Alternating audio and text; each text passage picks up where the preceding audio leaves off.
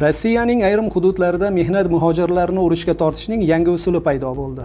Rostov shahrida ishlab kelayotgan yurtdoshimiz Kun.uzga murojaat qilib, patent olish jarayonida muhojirlardan yashirin tarzda harbiy shartnoma bilan bog'liq hujjatlarga imzo qo'ydirilayotganini ma'lum qildi.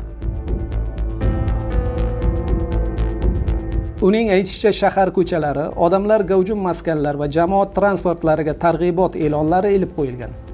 Ushbu e'lonlarda urushga borganlarga qancha maosh to'lanishi, mukofotlar, qanday imtiyozlar berilishi haqida yozib qo'yilgan. Umuman urush targ'iboti yetarlicha yo'lga qo'yilgan bo'lib, bu qoidalar bilan hamma tanishligi ma'lum qilindi. Yurtdoshimiz patent yangilash uchun ro'yxatdan o'tishga borganida umuman kutilmagan holatga duch kelganini aytmoqda. Oldimga bir nechta hujjat qo'yishdi. Orasida urushga chaqiruv mazmunidagi qog'ozlar ham bor ekan. Keyin yana kichik bir qog'ozcha berib, tanishib chiqqaningizni tasdiqlab imzo qo'ying deyishdi. O'qib ko'rsam, Rossiya qurolli kuchlari bilan shartnoma tuzish tartibi va imtiyozlari bilan tanishganim haqida ekan, deydi u. Yurtdoshimiz men urushga bormayman deb rad etganidan keyin hujjatlarni bergan xodima boshlig'ini chaqirib bosim o'tkazishga harakat qilganini aytmoqda. Pasport stol rahbari kelib, ham yurtimizga imzo qo'ying. Bu shunchaki tanishtirish, bizdan talab qilishyapti degan. U rozi bo'lmagach, unda sizni ro'yxatdan o'tkazmaymiz degan javobni olgan. O'zbek muhojiri ish va yashab turgan joyi bo'lishiga qaramay ro'yxatdan o'tkazishmagan. Uning so'zlariga ko'ra, ko'pgina muhojirlar hujjatlarni sinchiklab o'qib o'tirmaydi.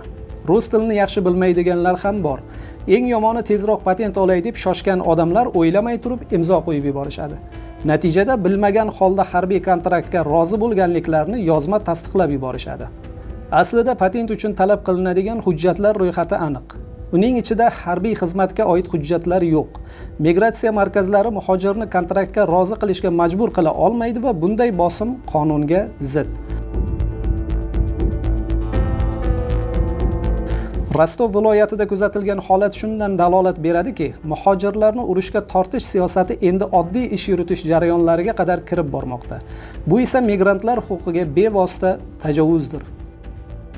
Patent olishga borgan yurtdoshlarimizga shoshmaslik, har bir qog'ozni e'tibor bilan o'qib chiqish va urushga oid so'zlar keltirilgan hujjatlarni rad etish tavsiya qilinadi. Kimdir bosim o'tkazsa, huquqni muhofaza qiluvchi organlar yoki konsullikka murojaat qilishlarini so'rab qolamiz.